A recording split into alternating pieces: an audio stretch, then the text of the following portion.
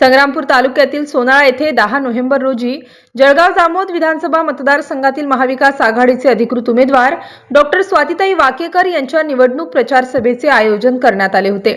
महाविकास आघाडी व मित्र पक्षाच्या उमेदवार डॉक्टर स्वातीताई संदीप वाकेकर यांच्या प्रचारार्थ सोनाळा येथील शिवाजी चौकात महाविकास आघाडीची भव्य निवडणूक जाहीर सभा पार पडली।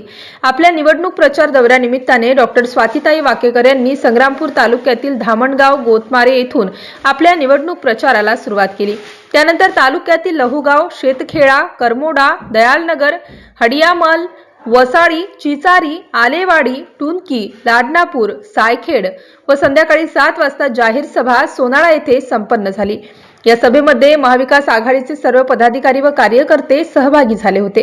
यावेळी जळगाव जामोद मतदारसंघात कुठलाच विकास झाला नाही। आदिवासी बहुल भागात आरोग्याच्या सोयी उपलब्ध नाहीत, तसेच शिक्षणामध्ये पण आदिवासी बहुल विभाग मागे असल्याचे प्रतिपादन करून आदिवासी बांधवांच्या ज्या काही समस्या असतील त्या मी पूर्ण करेल असा शब्द डॉक्टर स्वातीताई वाकेकर यांनी प्रसार माध्यमांशी बोलताना दिला। MCN न्यूज मराठीसाठी कैलास खोटे, सोनाळा। नाही धर्म आणि जाती पंथाच्या नावावर तुम्ही इलेक्शन लढू नका। तुम्ही मत मागत असाल तर विकासाच्या माध्यमातून मागा, नाहीतर विकास म्हणता आणि आंदोलन स्वतःच्या गोडाऊनला ठेवता। ही सर्व जनता त्या ठिकाणी दुःखी नाही आहे, की सर्व जाणून आहे की अशा पद्धतीचा खोटा विकास आम्हाला चालणार नाही। या मतदारसंघामध्ये खरा विकास पाहिजे, शाश्वत पाहिजे आणि लोकांच्या अपेक्षेनुसार त्यांच्या इच्छेनुसार जो आहे तो असला पाहिजे। या मतदारसंघामध्ये पर्यटनाचं केंद्र निर्माण होऊ शकते असा हा सातपुड्याचा एक सुंदर परिसर आपल्या सर्वांच्या, आपण त्याच्या पायथ्याशी राहतो।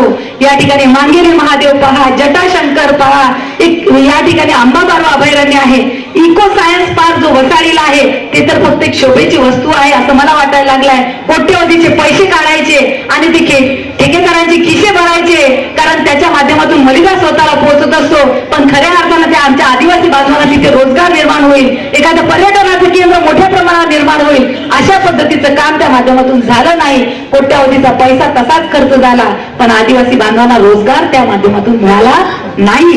ही वास्तविकता आहे। म्हणून या मतदारसंघात परिवर्तन करणं गरजेचं आहे।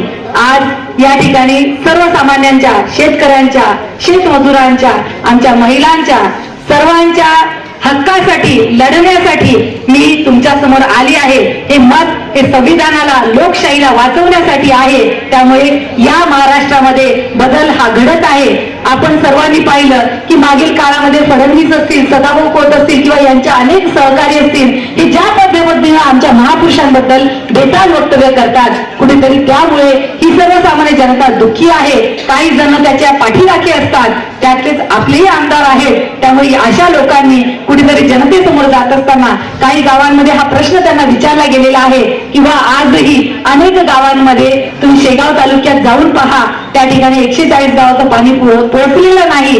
तेवढंच नाही तर वरवट असेल, पिंपळगाव काय असेल, अनेक ग्रामपंचायतीमध्ये 8-8, 10-10 दिवसानं त्या ठिकाणी पाणी पुरवठा होतो। का होतो आहे याचाही विचार केला पाहिजे, कारण पक्षपातीपणा त्या ठिकाणी केला जातो। लोकप्रतिनिधी हा कोणत्या पक्षाचा नसतो, तो सर्व जनतेचा असतो, तो 3 लाख लोकांचा लोकप्रतिनिधी असतो। पण कधीतरी तुम्ही जेव्हा काम घेऊन गेले असाल, म्हणजे या ठिकाणी आमचे विश्वकर्मा